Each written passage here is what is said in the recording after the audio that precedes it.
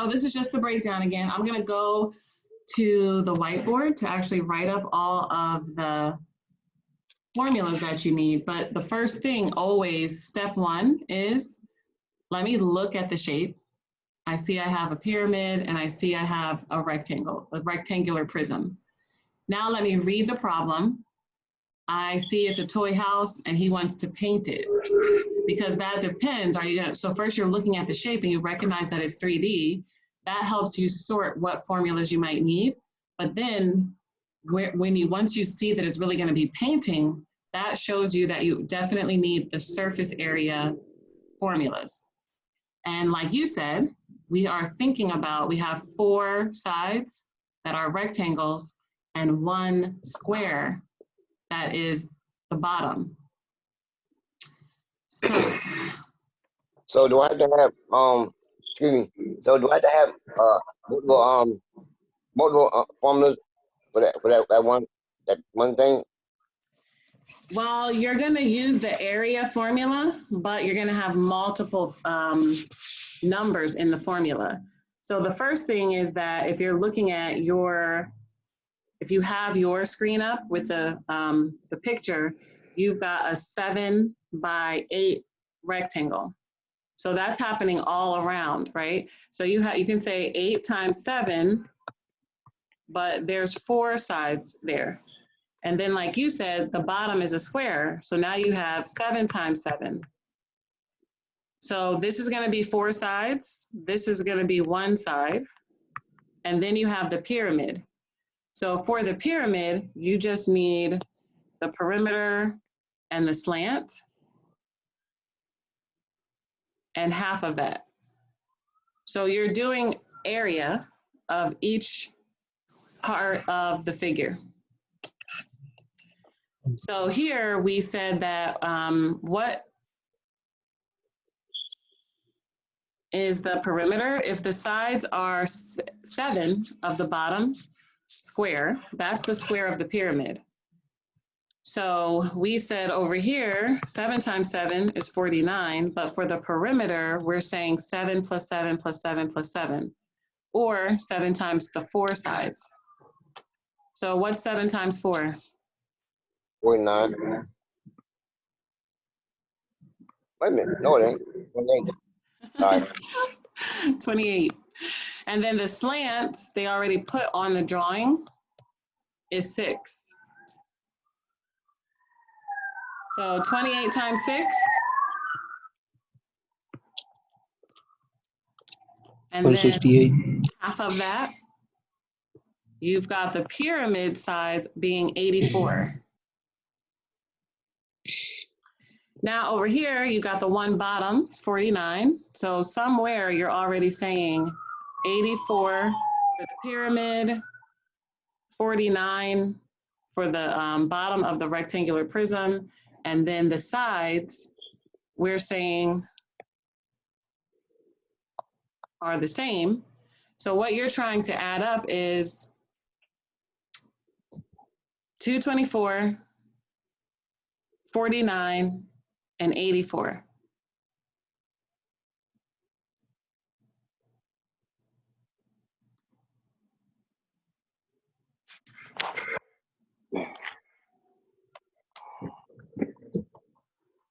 So what do you have so far?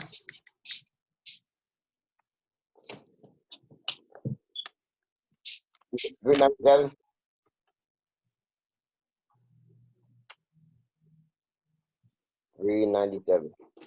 $357. Yeah. No, $397. Oh. Yeah, I think it's 57 here. 57. So it might just been if you wrote down a different number for one of these. But this is your approach, oops, excuse me. This is your approach to thinking about this painting the toy being surface area. You're gonna paint the bottom, which is a square. You're gonna paint the 4 sides, which are rectangles. And you're gonna paint the 4 sides of the pyramid and not the bottom, right? So you're not doing the top of the rectangular prism and you're not doing the bottom of the pyramid. So this is how a composite figure is sometimes different, because you might have to just pull apart the regular formula. You know, the regular standard formula is going to have all parts of the figure. But depending on how the composite figure is put together, you might have something on the side of a rectangular prism. So then you wouldn't need one of the sides, as an example. This happened to have something on the top of a prism, like thinking of a house. This triangular, this pyramid is the roof of the house, most likely, right? I mean, it's a toy, but this is what we're imagining in our mind. So we're saying when we're doing that left, right, front, back, bottom, top, we don't need to do the top this time. So this is where you're accounting for 4 sides and 1 bottom, even though we know a rectangular prism has 6 sides typically. So this is what makes the composite figures different. You have to see how they're put together, and then you have to understand the word problem so that you can see what is it that I need to account for. Just like we said about the tent, when we were just doing surface area, we didn't need to account for the base, because the tent was going to be put on grass. So that type of thing in the storytelling is important. But you want to ask yourself always first, what are the 2 shapes or 3 shapes? And then what formula do I need? So once you're getting into composite figures, you know it's going to be volume or surface area. So the analyzing of your picture is what helps you sort through the 50 formulas that you might be thinking of. Now, number 4, you're doing both. So one like this is just to practice the formula. There's not even a story, right? It's just saying, find the volume and find the surface area. So in one like this, it's just, you're gonna, go through your notes or go through the handout to get the formulas. But then it just comes down to your replacement, your substitution being very accurate, and then your algebra. So then however you're gonna do the order of operations. So did anyone get the volume of the figure? Well, I got 9,034.16, but I don't know if that's right.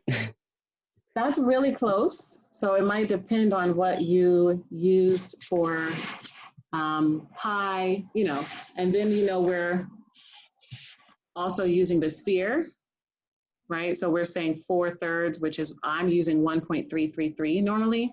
So I'm gonna write it out. But chances are you would have gotten that right because, like we said, it's multiple choice. And I have 9,048. So that's very, very close, 9,047, 9,048. So it just depends probably with what you use. So the volume is going to be, well, first, what 2 figures are you combining? Well, a cylinder and a hemisphere. Yes. So that's the first thing that you need to know so that you add up the right 2 figures, right? So what we're saying about volume is the volume of the hemisphere is half of the volume of the sphere. So you've got to remember to take half, but then the regular formula is 4/3 pi r cubed. So in this case, the diameter is 24, so what would the radius be? 12. So that's what you're replacing.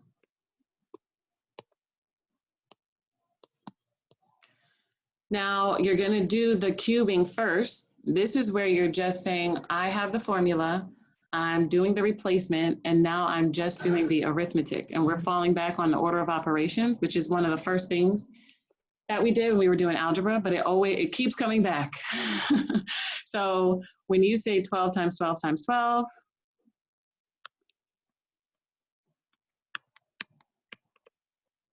and of course I'm writing this, but you're gonna be doing this in the calculator. I got 1728. And now I'm gonna say, if you're still using the calculator, this is the time that you can just convert the fractions into decimals.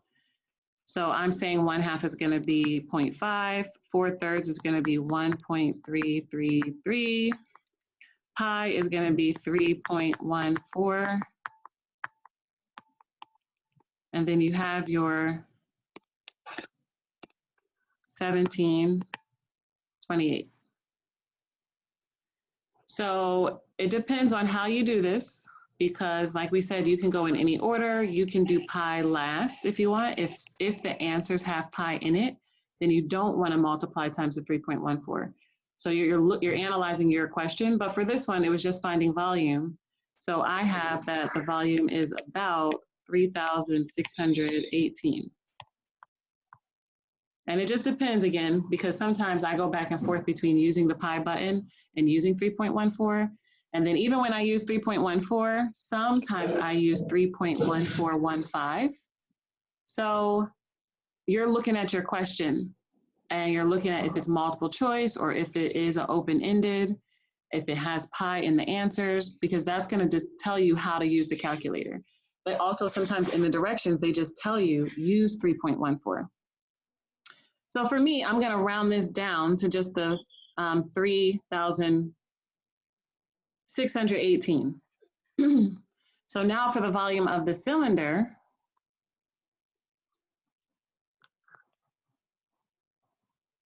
you've got the regular circle formula, but now adding height. So it's pi r squared h. And we already know, again, that the radius is 12. So we're just going to replace that. 12 to the second power. And just so happens that the height is also 12.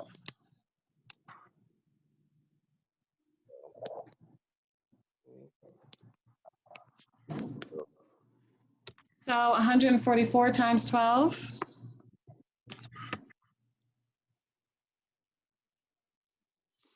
Which we already know that one too, right? From the 12 times 12 times 12. 1728.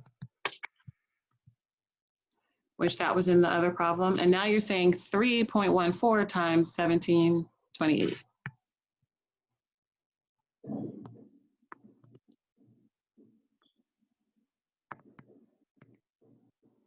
So now I have 5428.512. So I would round that one up to 5,429. So the ones that I'm going to add are this one and this one. So 3,618 and 5,429.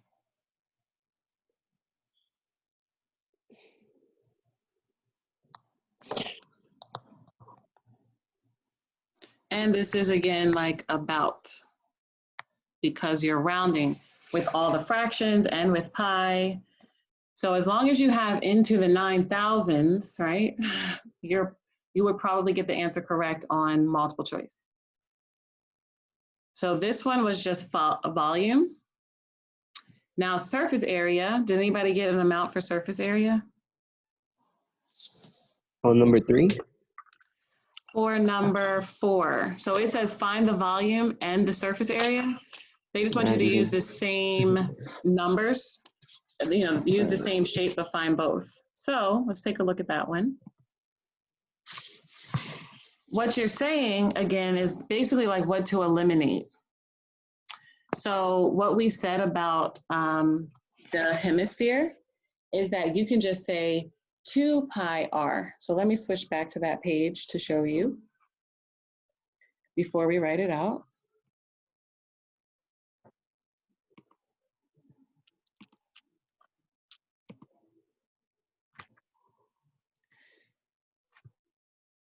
So here, when you're in example number 6, when you're doing surface area of that same kind of figure, you're going to subtract a piece that you don't need to do, just like we did for the toy house.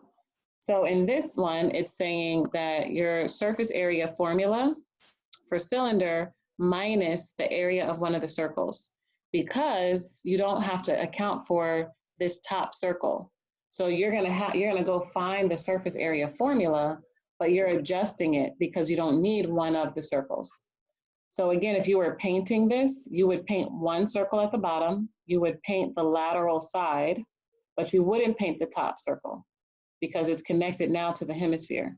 So the surface area for this figure is coming down to this, because the regular formula is pi times the diameter times the height. That's taking care of this lateral surface. And then you have 2 pi r squared. But now you don't need 2 of the circles. You only need 1. So what they're saying is if you subtract 1 of the pi r squared, the real formula for the surface area is going to be pi times the diameter times the height plus pi r squared, only 1 of the circles. So this is one formula that we're going to use. And then this is the other one, 2 pi r squared for the hemisphere.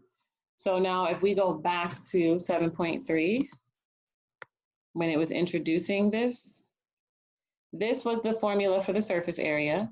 And what they're saying is you're breaking apart and we use the idea of a soup can. If this was like a soup can, you have the top that you're going to cut off, you have the bottom, and then you have the rectangle that's getting wrapped around in a circular shape just to fit the top and the bottom. So what we're actually doing to find the surface area is doing just this and 1 of the circles because we don't need the top.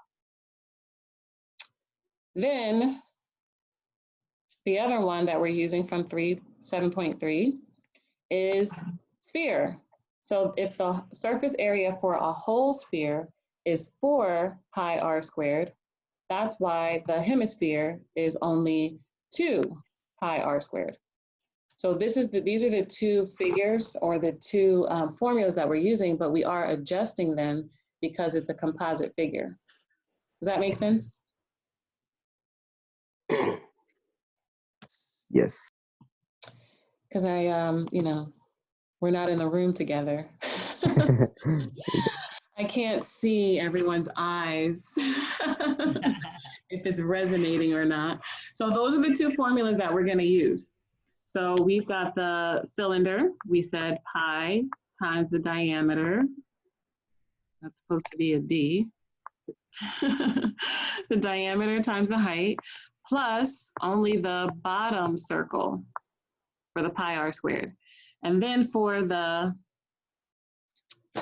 hemisphere, we've got 2 and then pi r squared.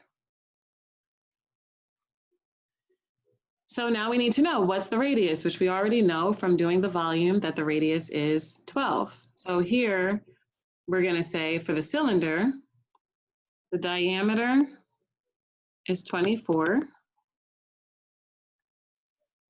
and the height is 12.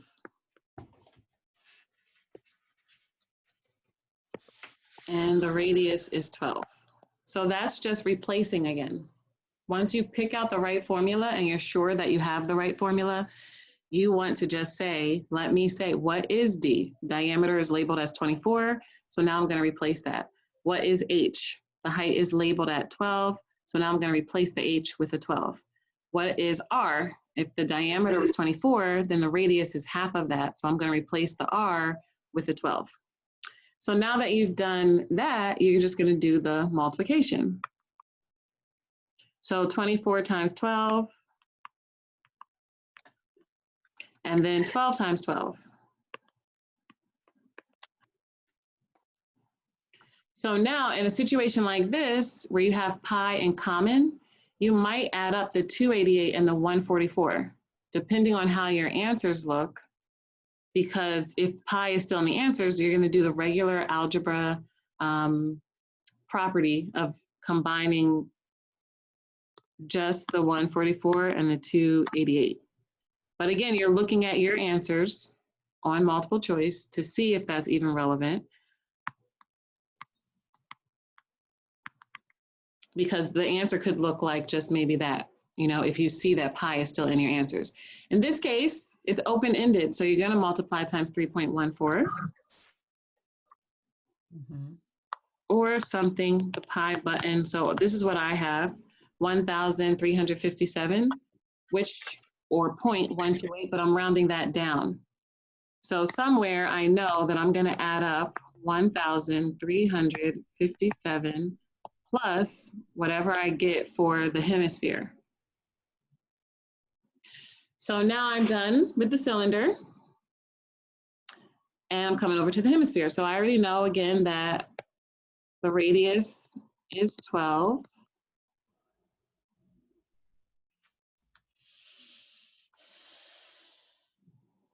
And when I multiply this, I have 904.75. So I would say you can choose 904, 905. So you're still saying and about, because the question is saying to tell you to round to the nearest whole number. So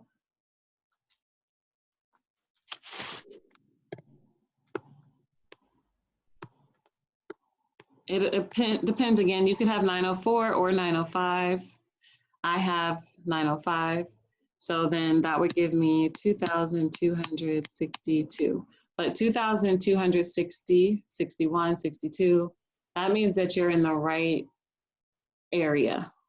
And you would be able to pick out your answers because they're typically not that close, right? There's going to be enough distance for you to say, oh, I should pick B based on what I figured out. So that is the end of the skill. Do you have any questions about those four? And I think these are the more challenging ones. Now we're at the end of the chapter and it's all the composite figures. So, Msiru, are we given these formulas in the exam? Like the ones for composite figures? Or we have to memorize them? I think you're going to be given the more complicated ones, like cone, pyramid, if you get that. A lot of people just get a box, which is length times width times height. So what I would say is to invest in the flat shape memorizing, because like the one we just did with the tower, sometimes they do it like this, where they're saying the formula for the surface area of a curved surface of a cone is pi r slant, right? So when they give you a piece, they're expecting you to know the cylinder though. So what I would invest in for three-dimensional shapes is the concept of a prism, which we said was just base times the height or base times the depth, however you're looking at that. Like when we were talking about the deli, if I get a triangular prism, I know triangle plus height. If I get a cylinder, I know it's circle plus height. So like I would invest in memorizing the flat figures. And then I would invest in saying, can I know the cross section and just add height for most prisms? And then do I know a cylinder? Those are the ones I would memorize because those are the ones that show up often as, you know, what students have told me. And even on some of the practice exams, it tends to be a cylinder or a rectangular prism. And a lot of people don't even say, they say they don't even get the composite figure. So again, because you can go from the freshman year to the senior year, these are kind of like, you know, the higher level geometry. Now that you're in surface area and volume and composite figures, but many people get the freshman, sophomore level question, which is you identified the figure and you can tell the difference between perimeter, area, surface area, and volume. So they used to have formula sheets, but a lot of all of the formulas, of course, are not for geometry. So I have to find, I'll send you a message about how that looks if it's a drop-down formula sheet on the test. And I do want to still send, I'm looking for the example from the TASC test. So I'll put that up as well, that they have a very short test that you can practice flagging and practice seeing how the math test is gonna look. So for some people who've done the test already or done different sections, it's similar. For people who have never done a test at all, you can see how the platform looks. so that you can at least see, how do I make a selection? How do I flag? How do I skip? How do I submit? And then you'll be able to see a little bit. I'm still looking for the practice site that really shows you the drop-down calculator and the drop-down formula sheet so that you can have some practice. So there is supposed to be something. There's also supposed to be times where it's actually in the question. And then there are sometimes that nothing is there. But that's primarily for the shapes that you should know from junior high and building on the beginning of high school. So probably they're not going to tell you area of a rectangle, because technically students, kind of like with fractions, you're doing that for junior high and high school, and even sometimes elementary school, you're introduced to length times width. So the more difficult ones they're going to give you is the short answer. Thank you. But I will look for how it looks on the test and see if Ms. Gould can give me a link, or if I can somehow find it through the TASC test information itself to see what a sample would be like. So this last section is the skill practice, and then we're done with this chapter in the textbook. We are going to just do the practice exercises, which is back to the ones with the grid answers and the multiple choice. So for this one, it could be anything again, because it's perimeter, area, surface area, and volume. So it says that this image is going to be for question 1 and 2. So the first thing again is to actually look at the image so that you can ask yourself some questions like what's happening, and that helps you sharpen your focus again. When you look at it, you see that there's 3 rectangles and they've got some different measurements, right? 10s and 15. So now the story part comes along. The diagram shows 3 adjoining rooms. So now you know what this is. It's like a floor plan. Dashed lines represent doorways. An interior designer wants to put a decorative wallpaper border along the top wall of each room. The designer mistakenly did not include the wall space above the doorways when calculating the length of wallpaper border needed. So now this is the background. So when someone's saying they mistakenly did not account for the space above the doorway, that means that they're only thinking of the space from here to here. They didn't account for the space above the doorway. So now you're thinking about the story and the figure now to better understand what they're talking about. And now there's the questions. How much did the designer mistakenly calculate the length of the wallpaper border to be? So if the person is doing the border, which formula is that? What formula would wallpaper border be? The perimeter. Exactly. Right, so now you're on another border, like the wrapping, like the ribbon, like a picture frame. So the person is gonna do the perimeter formula for these rooms, but they made a mistake, right? So if what would be the perimeter of the first room?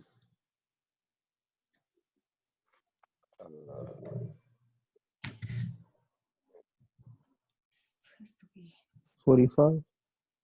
Right, they would have made the mistake and that it would be 45, right? Mm-hmm. Because they're gonna say 10 plus 10 plus 10 is 30, plus the 15 is 45. What would the border have been of this room? 10 plus 10 plus 10 plus 10. So the second room would be 40. And then the bottom room would be 45 again.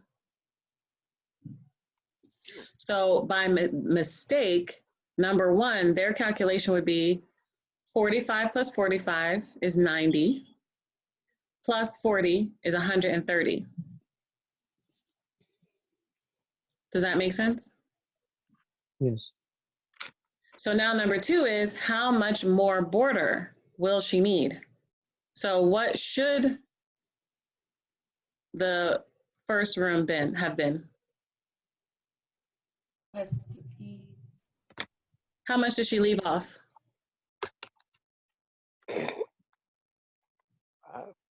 No.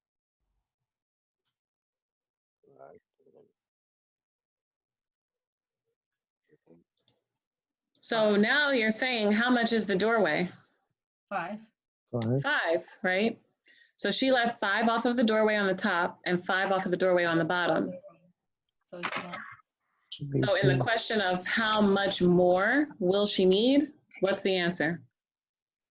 10 more. 10, right?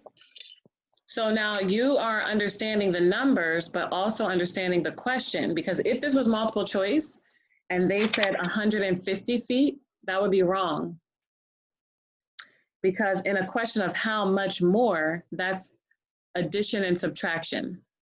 So if we know she got 130 the first time, even if they tell you the so-called right answer of 140, I'm sorry, I said 150. If she needed 140, actually, that's not the answer for number 2. The answer is really she bought the 130 by mistake. How much more should she go and get is another 10, right? So this is where we're saying you're thinking of the math, but you're also thinking of, especially in a word problem, even when I understand the math, how do I say the right answer? If the question is how much more border will she need, the answer to number 2 is 10 feet of border. So any questions about 1 and 2?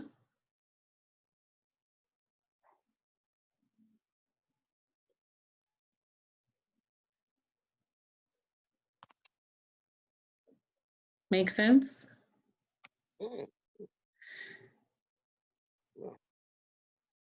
So now we're back to multiple choice. Let's take a minute to do this one. It says, which is the best estimate of the volume of this figure? Now, what would be an easy approach to this one? What are you going to start with? Are you going to start with the hemisphere or are you going to start with the cylinder? I'll be cylinder in the hemisphere. I would do the cylinder, just like Haven said. Oh. Right? Yeah. Start with the cylinder because it's an easier formula without all the fractions, right? So what you're thinking of is, and this one is multiple choice, like we said. So if I'm going to start with the cylinder, I see that there's 20 for the diameter, and I see that there's 30 for what would be the height of the cylinder. So that's 10. Right. So 10, everybody knows the formula for a cylinder? Yeah. Formula is Pi to height. where So it's height. So this is one that we're saying pi radius 3,000. Then the height is 30.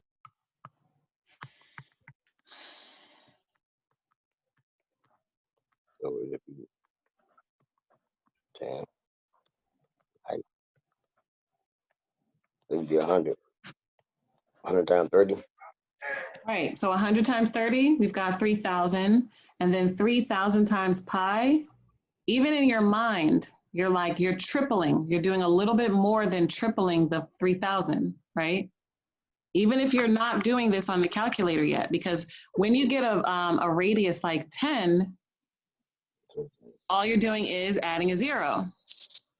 So this is why you're saying 100 times 30 is 3,000. Now pi is tripling 3,000. It's about 9,000 something. So automatically, which answer are you going to pick out of A, B, C, and D?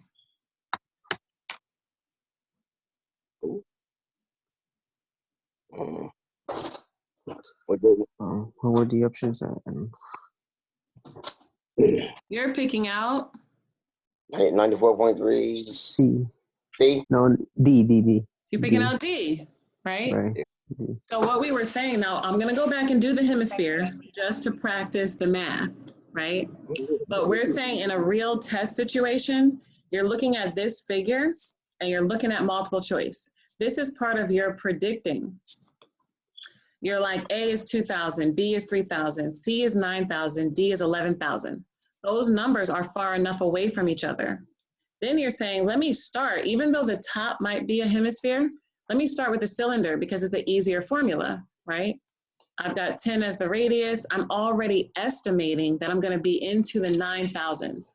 That makes the answer D without a doubt, because a composite figure, I have to add something into what the hemisphere would be. But this is how you are going to make sure you decide how much energy to put into every question. You don't need to invest a lot into every question if it's multiple choice and the answer is obvious. So in this case, the only answer that it could be is D. Spheres. But we are going to say the volume of the hemisphere. That's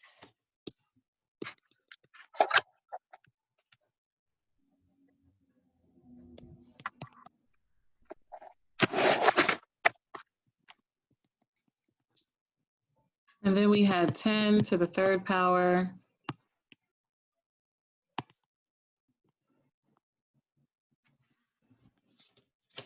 this is, I have to check. And then 1,000. And then this is where you are going to convert the fractions. If you do pi times 1,000, you already know it's the 3.1415. So if you're going to move it 1, 2, 3, 4, or I'm sorry, 1, 2, 3, that would be your number, is that it would now be 3,141. So again, even if you aren't using the calculator for everything, or even if the calculator is not available on a particular question, you're doing your best to estimate what it would be. Oops.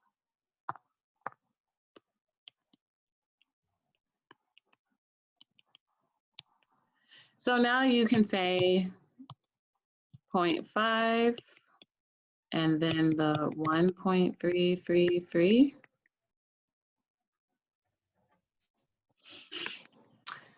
Because this is an estimate again, I got about 2,088.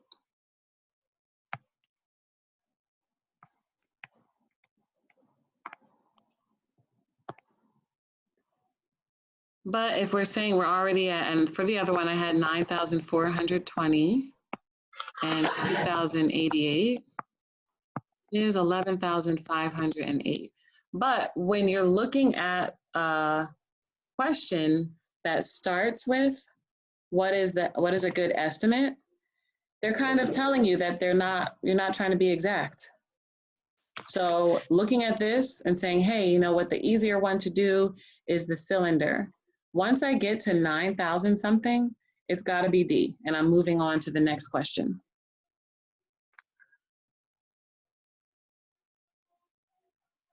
This is where we're just doing strategy. So now for number 4, Scott found the volume of this figure as follows. So now this is one of those questions where you are looking to correct someone. And this is why I think maybe when we do our TASC practice test, we will pick a question to teach again. So for the people who are using a laptop or, can know how to share their screen, you can choose one to just teach. For people who are on a cell phone, we'll find a way for us to just talk it out and say step 1, step 2, step 3, and maybe I can write out what you're saying on the whiteboard. But when you're teaching, what you're looking to do is look at the problem 360 degrees, because you're going to be prepared to explain it to someone, but also help them if they made a mistake somewhere. So that comes in handy when you have to do a question like this. So you have to know how to do it in order to catch what his mistake is, right? So Scott found the volume of this figure as follows. The volume of the pyramid, he said 1/3 the length times the width times the height equals 1/3 of 6 times 5 times 4, and that equals 40 cubic centimeters. He found the volume of the prism as length times width times height, and that is 6 times 5 times 8, and that's 240 cubic centimeters. So he added that up, 40 plus 240, and got 280 cubic centimeters. What did he do wrong?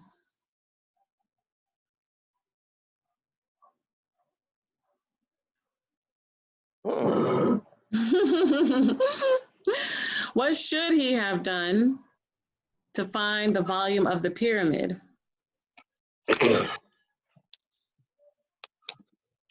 He should have done the front, the side, and the back, and then did the bottom, and then figured all that. Instead of doing it,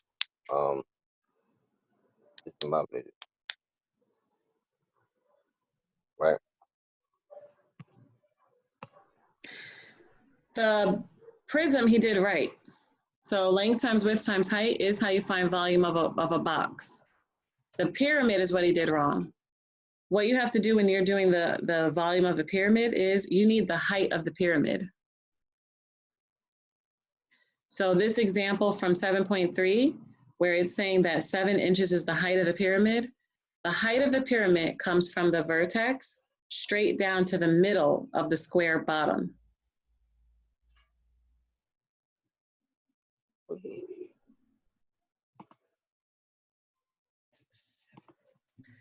For his, this number 4 is really the slant. This is why the right angle box is all the way to the edge. It's not coming from the vertex to the middle of the box. It's coming from the vertex to the edge. So basically, he just used the slant height instead of the height. That's what he did wrong. When he put that 4 for the height of the pyramid, that wasn't right. So that's the error that he made.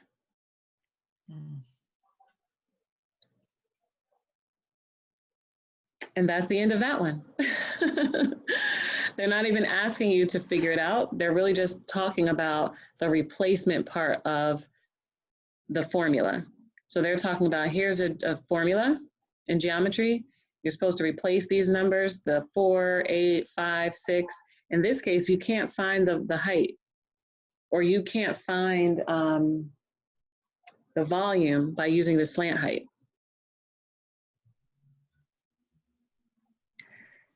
So now taking a look at number 5. This figure is composed of a rectangle and 2 semicircles. The area of the figure is 142 square feet. What is the approximate length of the rectangle? So they have the letter L there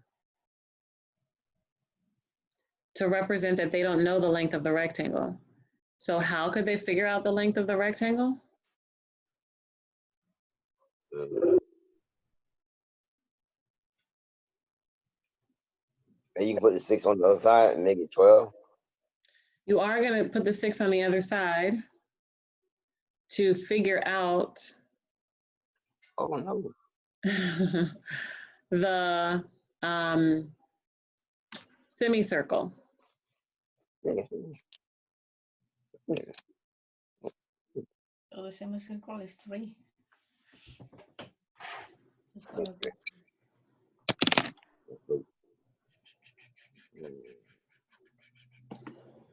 So how do you figure out the semicircle?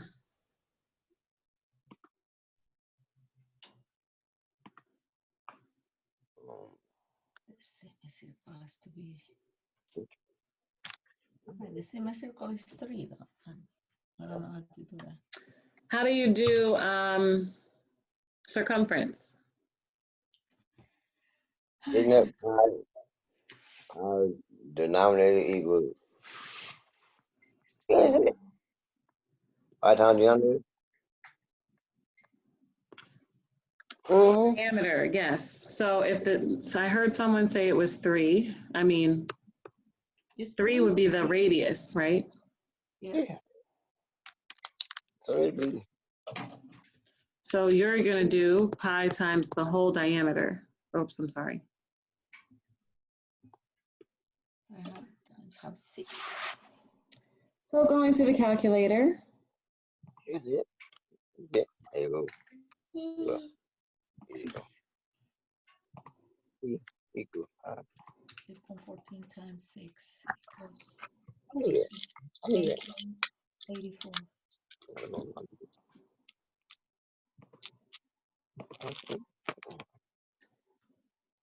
Yeah. you've got I just got 1884. 18.84. That would be the whole circumference. Mm-hmm.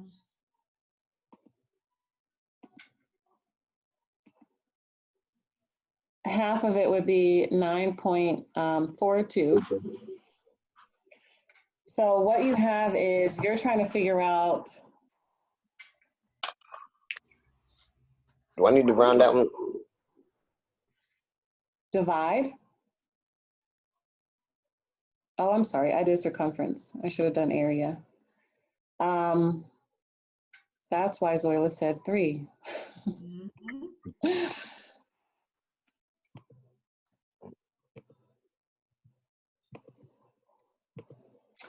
So you should have 28.27 divided by 2.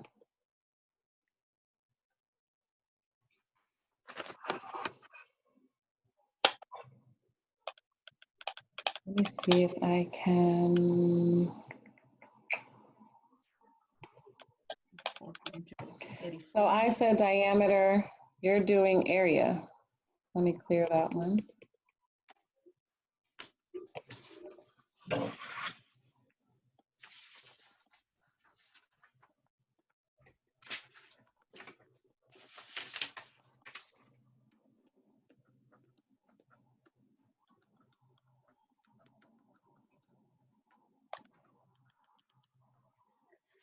And it was 28.27 that now we're saying is 14.13. Mm-hmm.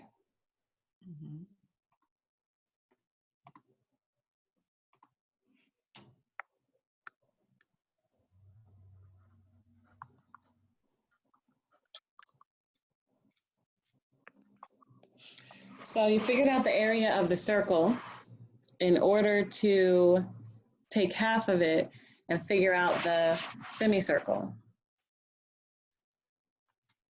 Any questions about that so far?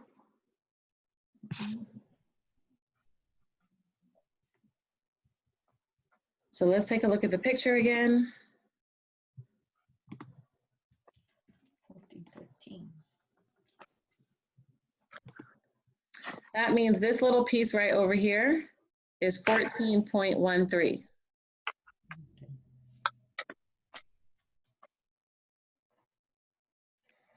So now this one we don't know, so we're going to leave it as L. So how would you figure out this one? You are going to still say that the formula is 1/2 of pi times whatever the length would have been is going to be the diameter. So you need to take half of that. 3. But you don't know this one, so you're leaving it as L. So this becomes like just a algebra problem. Has to be 24. I believe that. Oops. Yeah, we're gonna go.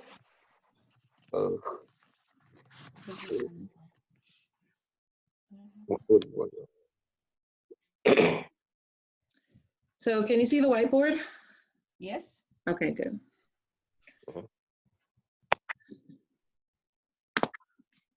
So you know the total area is 142 square feet, and you only know one thing now. You only know the one semicircle that you can borrow the 6 feet from. So you know it's at least the 14, 13, Mhm. plus you're now going to say 6L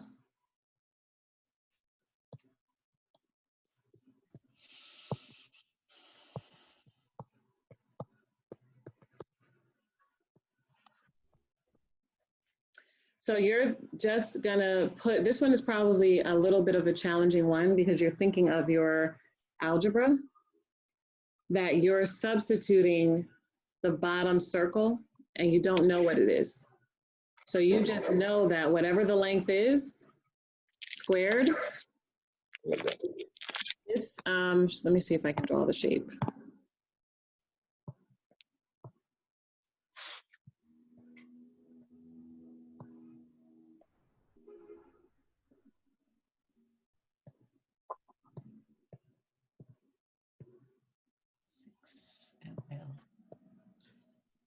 So this, you know, is what you copied over here, but L is what you're copying over here.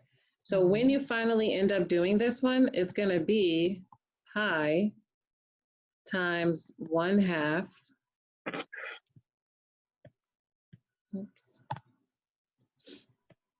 of L squared, because this is translating to pi r squared.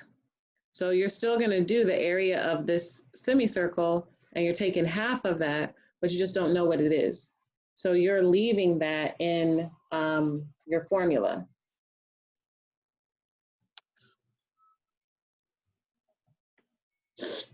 So you have to combine, this one takes a lot of your algebra skills, because you're combining the fact that you're taking half of a square.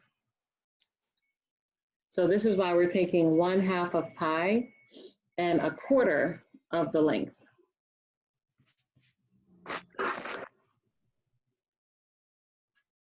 So when you do this, you're just going to subtract the 14.13. So let me go back to the calculator.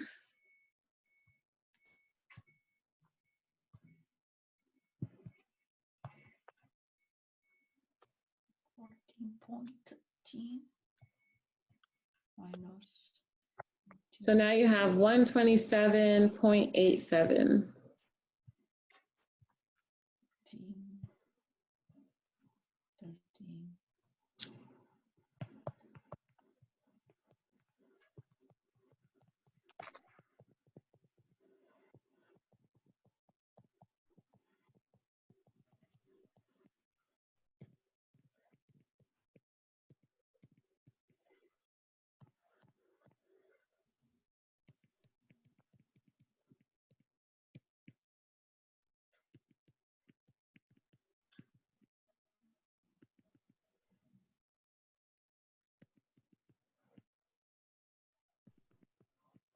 That silence means a lot. Yes, it's a lot, right? Yeah. So one remembers this with the fractions. Do you remember using the reciprocal to get rid of the fraction in algebra? That's taking it back. That might be like January, February. When you want to get rid of the fraction, you can just Okay. multiply Oh, by yeah, you have to take so it you up. can multiply by 2/1 to get that to cancel out. Yes. But then you have to do it on the other side. Yeah. 2 times the 127.87. And you still have pi.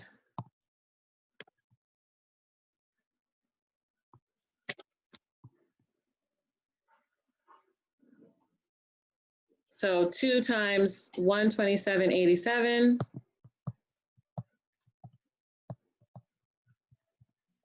And now you're going to divide both sides by pi.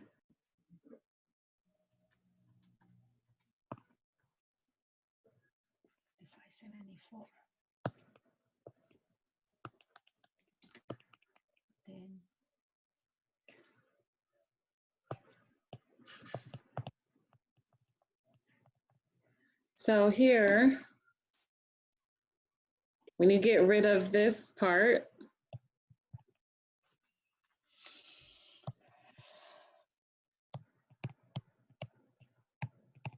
this one might have been the most complicated one. You keep saying that thing. This is gonna be complicated. I think it is.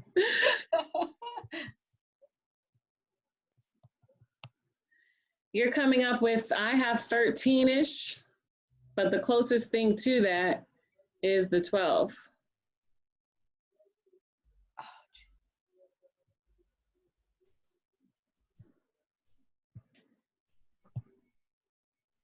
So it's approximately. I said the 12 plus.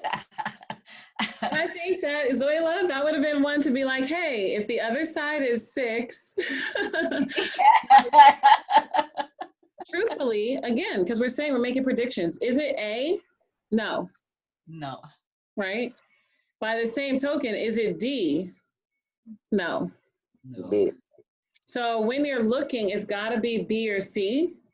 Mm-hmm. You could either pick one of those and just fill it into the formula and see if you get 142. That's probably an easier approach, is just to pick the 12 and see if the length is 12, then the radius would have to be 6. Does that work in the problem, and will it give me 142? If it does, then that's the answer, right? So out of a process of elimination, you can still say it's not the 6, and it's not going to be 136. So my choices, if I guess, are 50-50, but if I use the 2 choices that I would guess into the problem and see if it does equal 142, that's another approach that you can take. And number 6, we're not going to do, but you can just draw any composite solid that has a volume of 45 inches.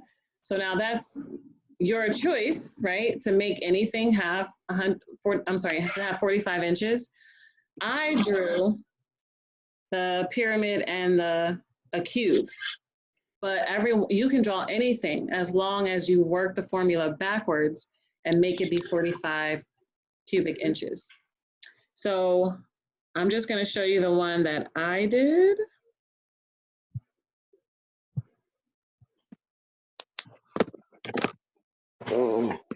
Hopefully I can draw it.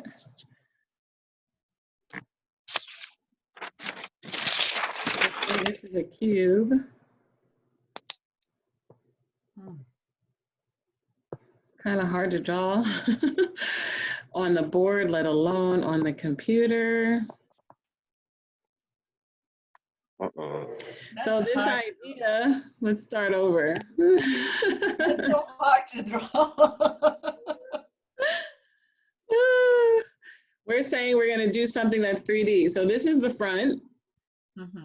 This is a side. So this would be the top part. And then the dash is going to be the inside. So if I have a cube, I made mine 3 by 3 by 3. And then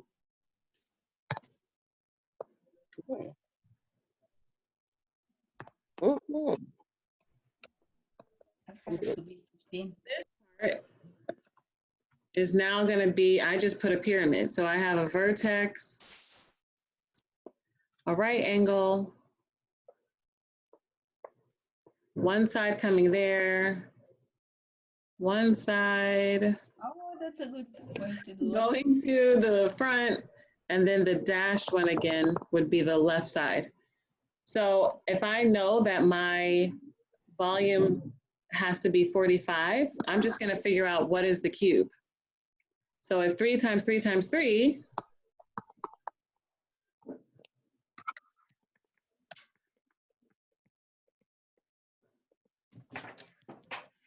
is 27, then I'm just saying that I have to make something come out to be about 18, because I'm really saying 45 minus 27 is 18.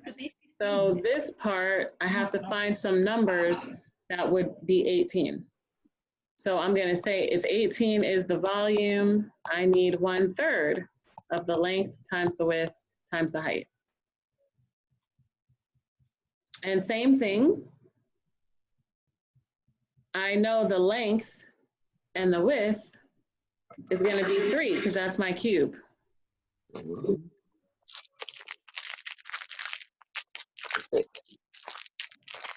I'm really just trying to figure out how high should the pyramid be. If I take 1/3 of 9, and I'm trying to get to 18, then the height of my pyramid should be what? 15. No.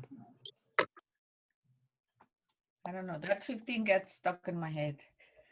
It should be 6, because I'm saying 3 times the height would be 18, the amount that I have left over. So the height must be 6. So 3 times 6, that means this one right here that's coming from the vertex is 6. So when they're saying draw a composite figure, you can draw anything you want, but the way that you're going to do it is pick out one figure, make some numbers. Whatever's left over, that has to be the other figure. So this one's kind of open-ended. You can try to work one out with any composite figure that you want. And what we're doing for today is just finishing Aztec if you haven't finished that in the composite figures. So you want to finish that today or tomorrow morning, because what we're going to do is work on the TASC practice test and treat that kind of like a quiz. So we didn't do 2 of them. We didn't do 7.3 and we didn't do 7.4. I think that we're just going to do 7.3, but it depends on how it goes. If you want to do 7.4, I can definitely put up both of them and you can use it as extra practice. And then we will do the chapter review also as kind of like a quiz.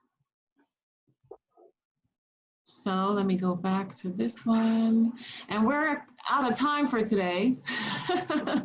So I know we were going to do the comparison and contrast, but we're going to do that tomorrow. So did everybody get a chance to watch all the videos? Yeah. So you're just going to think about, being prepared to talk about that with each other tomorrow.